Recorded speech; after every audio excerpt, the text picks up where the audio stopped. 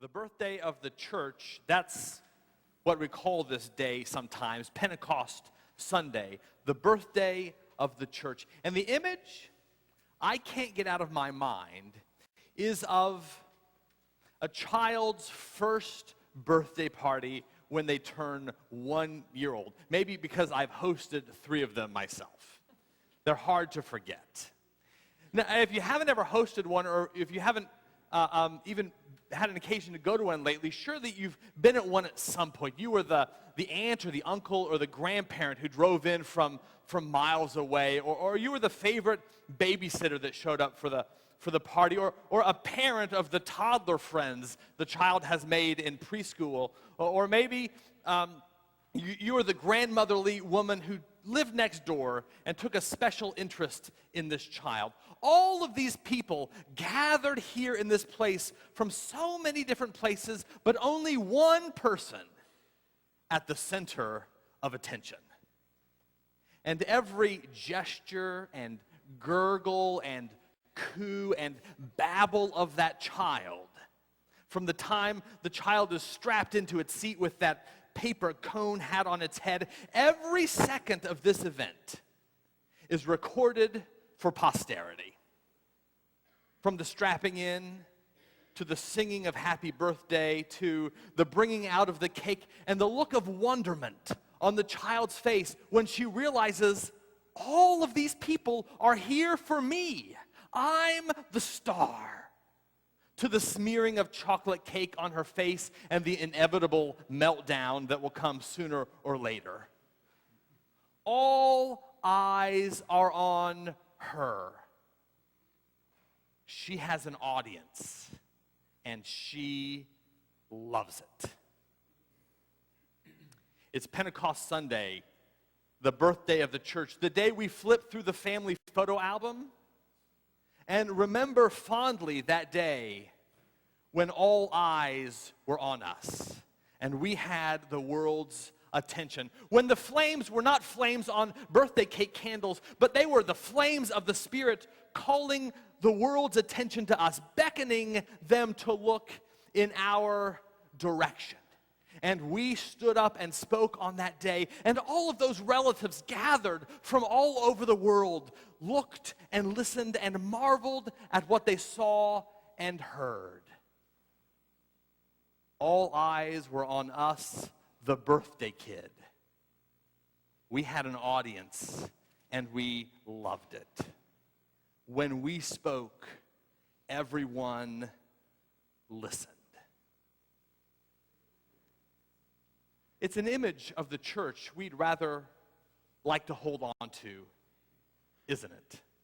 You might remember, do you remember the day when on Monday morning, all the major newspapers of the country had in the first pages summaries or excerpts from what the great preachers from their high pulpits had said on Sunday morning, what Harry Emerson Fosdick said from Riverside Church in New York, and what George Buttrick said from Madison Avenue Presbyterian Church in New York, and what Norman Vincent Peale said from Marble Collegiate Church in New York. Why were all the great preachers in New York? I don't know, but when the church listened, when the church spoke, the world listened.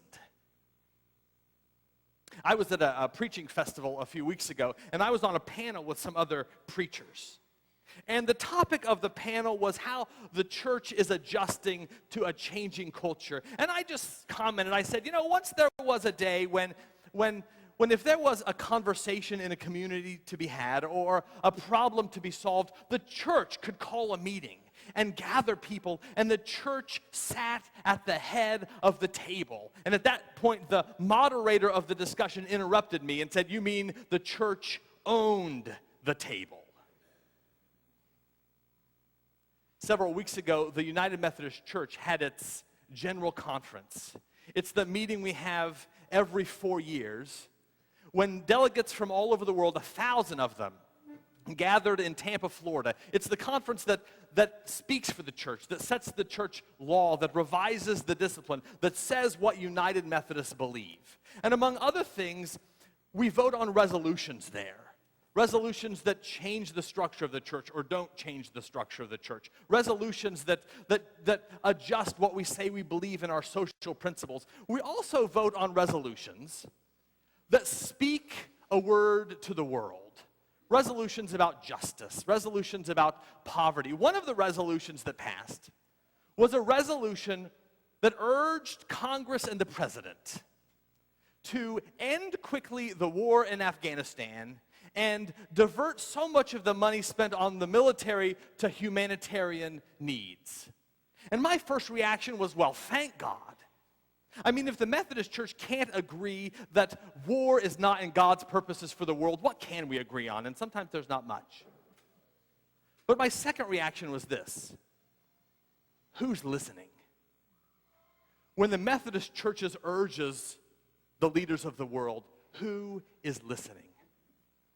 Every 4 years we host a big party when we think the attention is on us, imagining that people are listening to us and watching us and caring about what we have to say. It's an image of the church we'd rather like to hold on to, isn't it? And now, 1,700 birthdays later, give or take a few, if we listen carefully to what Peter said at this party when he stood up and spoke, Peter, who personifies the church, Peter, who was at the center of attention. In other words, if we listen to ourselves, if we listen to what we said at this party, we might get some help in thinking differently about ourselves, in not thinking of ourselves as the center of attention, the ones to whom the world should listen. At the party, Peter had to stand up and speak. He had to speak and explain to the bewildered crowd what was going on, what all the confusion was about. And in his address, he quoted the prophet Joel. He said, "Friends, Joel said this day would happen a long time ago. We should not be surprised. Joel said the day would come when God would pour out God's Spirit on all flesh. And sons and daughters would prophesy. Old men and young men would dream dreams. Even the male and female slaves in your households would receive the Spirit. In people whom we never would have imagined, the Spirit is going to enter." He said this in order to explain to those people gathered why he and the disciples had received the Spirit. But it's possible that Peter was saying more at the time than he knew. That's how God works sometimes. Joel was saying more than he knew. Joel, the prophet, didn't know he was talking about Peter and the disciples. And it's possible Peter, in this speech, said more than he knew he was saying.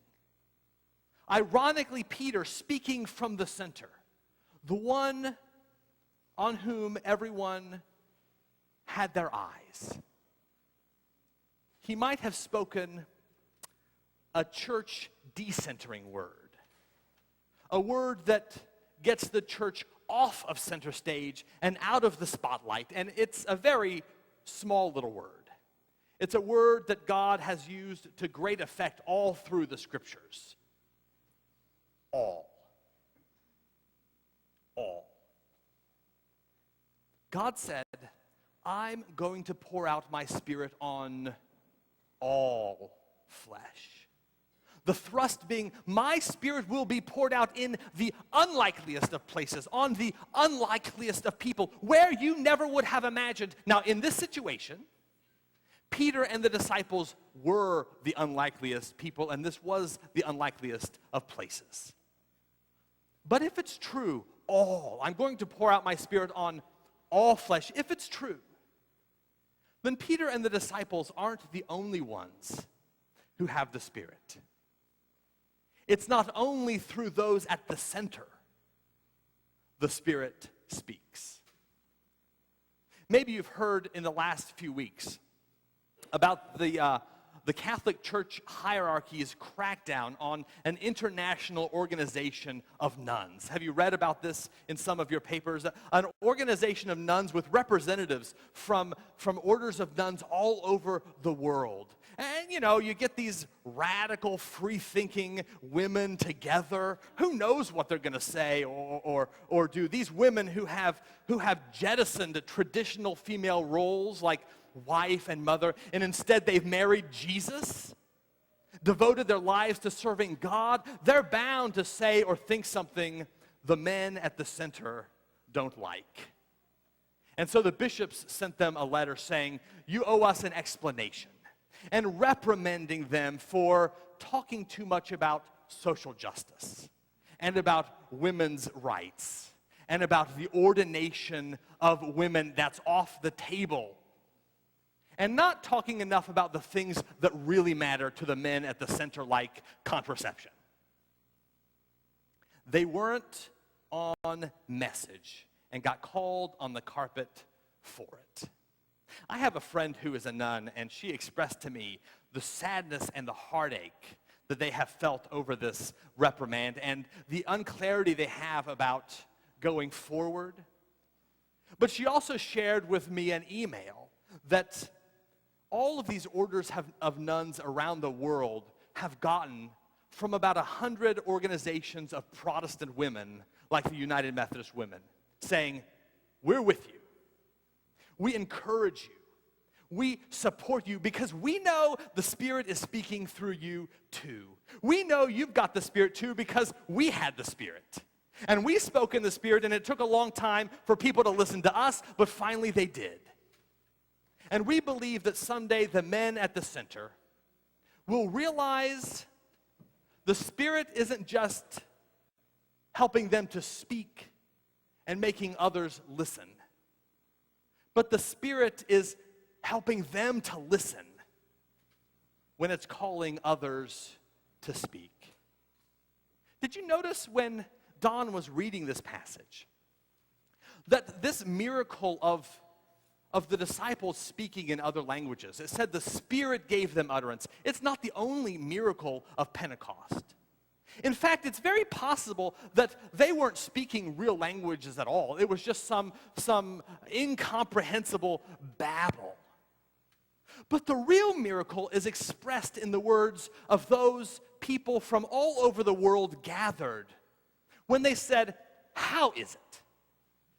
How is it that we from so many different countries hear in our own languages?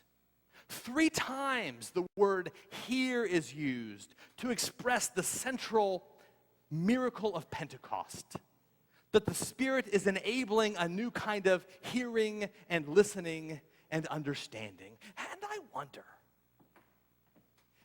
if it's possible for the church, a local church like ours, a worldwide church like the Methodist Church, the global church like every church in the world, to begin to believe that the Spirit is speaking to us through others from the unlikeliest of places. This Spirit whom God has poured out on all flesh, not just us. This Spirit that loves to speak through unauthorized channels.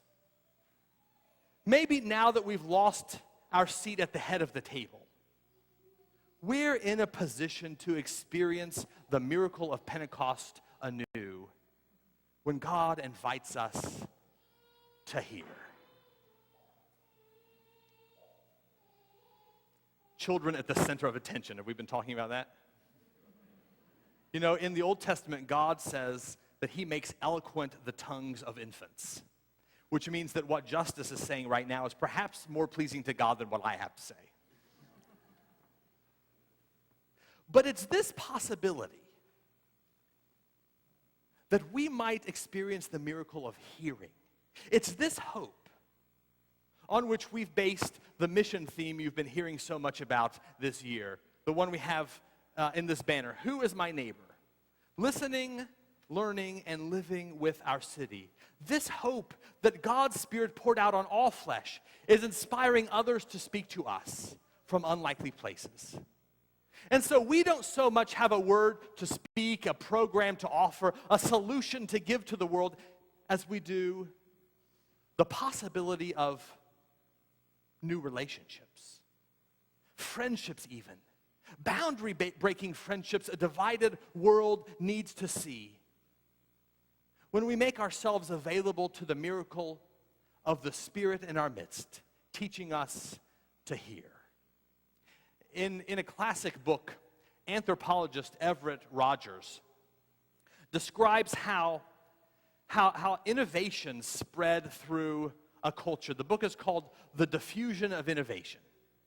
And he tells the story about some NGO aid workers working with a sub-Saharan African tribe, trying to end starvation among the tribe. And these NGOs brought with them a hybrid kind of corn that they were going to teach this tribe to plant because this corn will flourish in the parched sub-Saharan region. And so they had teaching modules and they had visuals and they were prepared to teach this tribe. And when they went in, they did everything they had planned to do for months and it failed. And so they tried again, only harder this time, and it failed. And so they tried again, only harder this time, and it failed. And then they stepped back and they said, maybe we're doing this wrong. And so they threw their visuals away and their teaching manuals away, and they just moved into the tribe, with the tribe, and listened, and got to know them. And one of the things that they began to notice is that some individuals of the tribe, a few individuals, are actually quite well nourished. And so they began talking to these individuals and listening to them and hearing their stories, and learned that these individuals would go out and they would find a particular root plant material that was quite nutritious, and they ate it and they enjoyed it. And so the NGO workers simply began to encourage these individuals in the tribe to share what they already knew to their friends and their neighbors. It's like the aid workers allowed themselves to be decentered. They shared the microphone and they listened, and new possibilities emerged.